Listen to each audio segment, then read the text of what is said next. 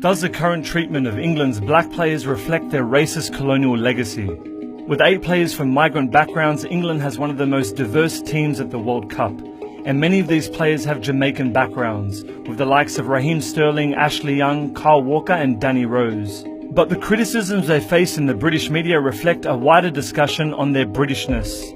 Jamaica, which had been an English colony since 1655, suffered greatly under colonial occupation and subjugation, and was one of the major slave markets. It acted as an engine room to the incredible wealth and power of the empire, built almost entirely on slavery.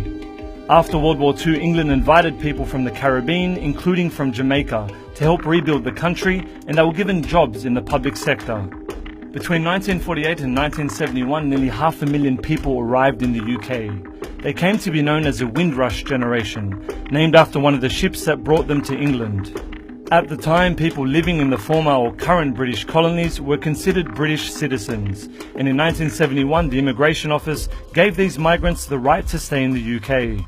However, the government at the time did not issue any paperwork or keep a record of those who stayed. So, in 2012, a change in government policy enacted by the then Home Office Secretary Theresa May demanded that the Windrush generation present evidence of citizenship when applying for jobs or when seeking medical services. Evidence that was never issued to them. This left many of them, their children and their grandchildren facing discrimination and even deportation. Such a policy calls into question what makes someone British, because when the UK no longer needed their help, they could be easily discarded, regardless of their citizenship status or history.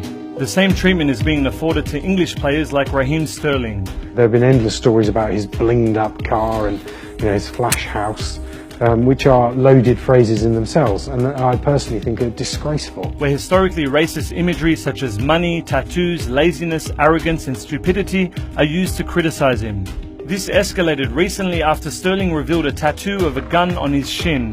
Although he explained the symbolic connection to his gunned-down father, it did not stop calls for him to be dropped.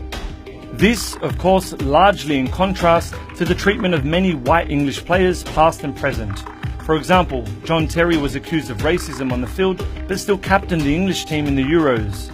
This hypocritical media coverage reflects something bigger. The implication is that Sterling and any such player are not English enough. A sentiment that brings us back to the Windrush generation, where people were literally asked to prove their Britishness. So, is England just keeping with the colonial legacy in Jamaica, where it used black bodies for whatever benefit it can, then discarded them?